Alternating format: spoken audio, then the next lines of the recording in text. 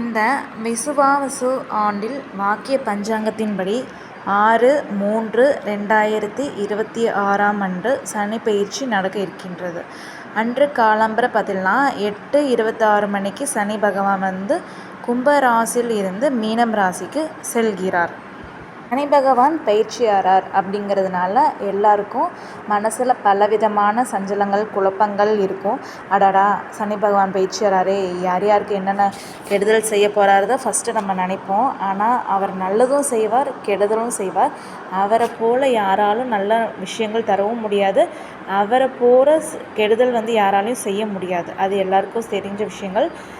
நமக்கு தெரிஞ்ச பல விஷயங்கள் செய்கிறதுனால அவரோட சனி பகவானோட தாக்கத்துலேருந்து நம்ம கொஞ்சம் விடுபடலாம். அது என்னென்ன விஷயங்கள் அப்படிங்கிறத பார்க்கலாம்.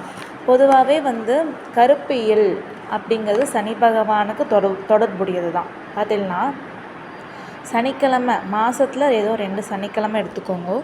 சனிக்கிழமை பார்த்தீங்கன்னா கருப்பு எள் உங்கள் கையில் கொஞ்சமாக ஒரு குழிக்கரண்டி கருப்பு எள் எடுத்துட்டு ஆற்றுக்கு வாசலில் வெளியில், அதாவது நீங்கள் ஒரு அப்பார்ட்மெண்ட்டில் இருக்கீங்கன்னா ஆற்று விட்டு வெளியில் வந்துடுங்க. ஒரு தனி ஆற்றுல இருக்கீங்கன்னா ஆற்றுலேருந்து வெளியில் வந்துடுங்க.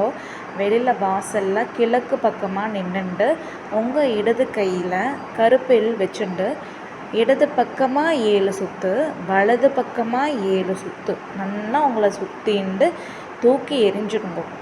அப்படி அப்பார்ட்மெண்ட்டில் இருக்கேன்னா ஒரு பேப்பரில் கொட்டிட்டு அப்படியே மடித்து வச்சுருந்துருங்கோ. வெளியில் எங்கேயா போகிறச்ச தண்ணியில் போட்டுருங்கோ. இல்லை தண்ணி ஆற்றுல இருக்கேன்னாக்கா அப்படி தூக்கி வீசிடுங்கோ. தூக்கி போட்டுட்டு நேராக போய் குளிச்சுட்டு ஸ்நானம் பண்ணிவிட்டு ஆற்றுக்குள்ளே வந்துடுங்கோ.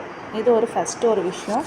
இது மாதத்தில் 2 சனிக்கிழமை நீங்கள் பண்ணுறதுனால உங்களுக்கு சனியோட தாக்கம் கொஞ்சம் குறையிறதுக்கு வாய்ப்பு உண்டு. ஓகேவா? அடுத்து 2வது விஷயம் பார்த்தீங்கன்னா நல்லெண்ணெய் தீபம். சனீஸ்வர பகவானுக்கு தொடர்ந்து சனிக்கிழமை நாட்களில் எள் தீபம் இல்லைன்னா நல்லெண்ணெய் தீபம் ஏற்றின்னு நவகிரக ஸ்தலத்தை சுற்றி வர்றது, நவகிரகம் இருக்கு இல்லையா, அதை சுற்றி வர்றது ரொம்பவே விசேஷமானது. முடிஞ்சால் இரும்பு அகல் விளக்கு இப்போ எல்லா இடத்துலையும் கிடைக்கிறது. இரும்பு அகல் விளக்கில் நல்லெண்ணெய் தீபம் ஏற்றுறது இன்னுமே சனீஸ்வர பகவானுக்கு அவரோட தாக்கத்துலேருந்து நமக்கு கொஞ்சம் குறைஞ்சி நமக்கு கொஞ்சம் நன்மை செய்வார். ஓகேவா? அடுத்து 3வது விஷயம், அவரோட நெருங்கிய நண்பர் பார்த்திங்கன்னா ஆஞ்சநேயரை நம்ம தொழுறதுங்கிறதுனால சனீஸ்வர பகவான் கொடுக்குற கெடுதல்லேருந்து நம்ம இன்னும் கொஞ்சம் நம்மளை காத்துக்கலாம். ஆஞ்சநேயருக்கு வெத்தலை தீபம் இல்லை ஸ்ரீராம ஜெயம் மாலை இருக்கு இல்லையா, அதை எழுதி அதை மாலையாக போடலாம். இல்லைன்னா வெண்ணெய் சாத்தலாம், இல்லைன்னா வெண்ணெய் சாத்தலாம், இல்லைன்னா அவருக்கும் நல்லெண்ணெய் தீபம் ஏற்றலாம். இந்த மாதிரி நம்ம ஏற்றுறோம், தொடர்ந்து ஏற்றிட்டு வரோம் அப்படிங்கிறதுனால நம்ம சனீஸ்வர பகவான்லேருந்து கொஞ்சம் தப்பிச்சு வந்துக்கலாம். அப்படி இல்லை அப்படின்னா 4வது பாயிண்ட் பார்த்துக்கோங்க. சனிக்கிழமை தோறும் எள் கலந்த சாதத்தை வெளியில் அந்த ஹேண்டிகேப்டு பர்சன் இல்லை சாதத்துக்கே கஷ்டப்படுறவா இருக்காங்க இல்லையா, அவங்களுக்கு அன்னதானம் கொடுக்கறதுனால சனீஸ்வர பகவான் அந்த கெடுபிடிலேருந்து நம்ம தப்பிக்கலாம். இல்லைன்னா நம்ம காக்காவுக்கு அன்னம் இடலாம். ஒன்றா எள் கலந்த சாதத்தை அன்னதானம் பண்ணுங்கோ. இல்லைனா கோவிலில் வெளியில் உட்காந்துருக்க வாழ்க்கை போடுறதுங்கிறதுனால அது ஒரு நன்மை நமக்கு. 5வது விஷயம், ஓம் சனீஸ்வராய நமக அப்படின்னு 108 முறை நீங்கள் பாராயணம் பண்ணுறதுனால நமக்கு ஏதோ ஒரு விதத்தில் நன்மை நடக்கும். 6வது பார்த்திங்கன்னா பொதுவாகவே தினமுமே காலம்பரை குளிச்சுட்டு காகத்துக்கு சாதம் வைக்கிறதுங்கிறதுனால நம்ம முன்னோர்கள்லாம் அந்த காகம் மூலிமா சாப்பிட்றா அப்படின்னு நமக்கு ஒரு மூட நம்பிக்கை.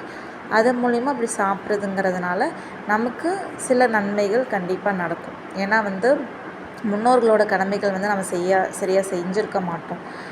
முன்னோர்களோட கடமையை கண்டிப்பாக நம்ம செய்யணும். தர்ப்பணம் பண்ணுறது மூலயமா அந்த மாதிரி சில விஷயங்கள் நம்ம செய்யாமல் விட்டுருப்போம்.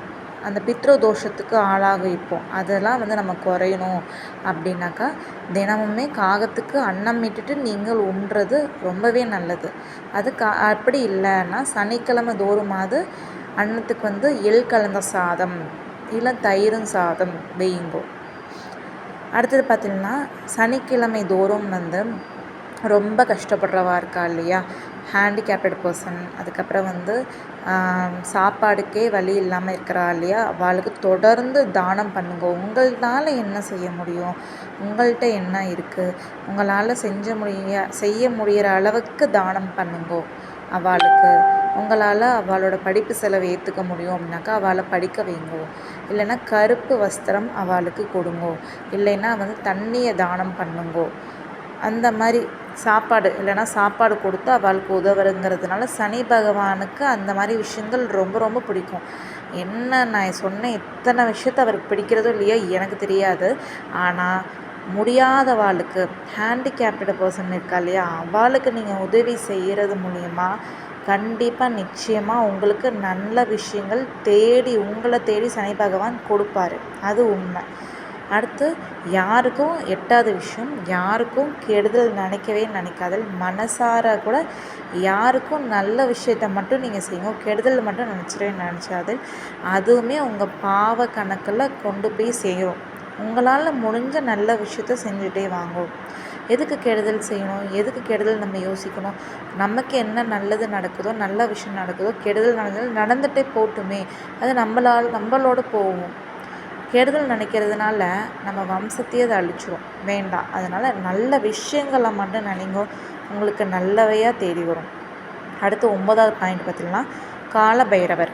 காலபைரவரை தொடர்ந்து வழிபட்டுட்டே வாங்கோ. பொதுவாக ஞாயிற்றுக்கிழமையில் 4 to 6 ராகு காலத்தில் வந்து காலபைரவரை வந்து வழிபடுறதுங்கிறதுனால நமக்கு சனியோட தாக்கத்துலேருந்து குறையும்.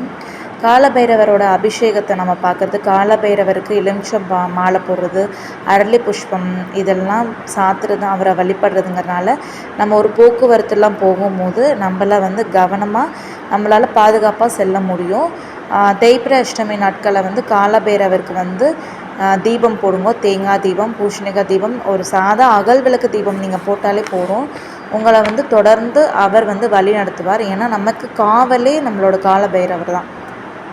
உங்களுக்கு எந்த விதமான கெடுதல் எப்படி உங்களை நெருங்கி வந்தாலும் அவர் வந்து அதை மீட்டு உங்களை வந்து அதுலேருந்து காப்பாற்றுவார்.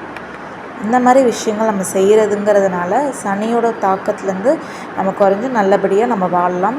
யாரோ சனீஸ்வர பகவான் வந்து பேச்சியாரார், கும்பத்துலேருந்து மீனத்துக்கு போகிறார், நமக்கெல்லாம் கெடுதல் செய்ய போகிறார் அப்படின்னு சொல்லிட்டு யாருமே பயந்துக்க வேணாம். எல்லாருமே தைரியமாக இருங்க. தொடர்ந்து ஆஞ்சநேயரையும் காலபைரவரையும் மறக்காமல் வழிபட்டுட்டே வாங்கோ. உங்களுக்கு தொடர்ந்து நல்ல விஷயங்கள் எல்லாமே நடக்கும்.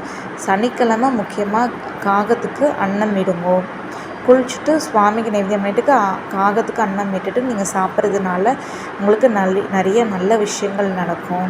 ஏழு தெய்வம் கொடுங்கோ. இந்த சொன்ன 9 விஷயங்களும் நீங்கள் தொடர்ச்சியாக செய்கிறதுங்கிறதுனால உங்களுக்கு பாதி வந்து கெடுதல் வந்து குறையும். அவ்வளோ ஃபுல்லாமே குறையும் அப்படின்னு நான் சொல்ல மாட்டேன். இந்த மாதிரி விஷயங்கள் செஞ்சு பார்த்துட்டு சொல்லுங்கள்.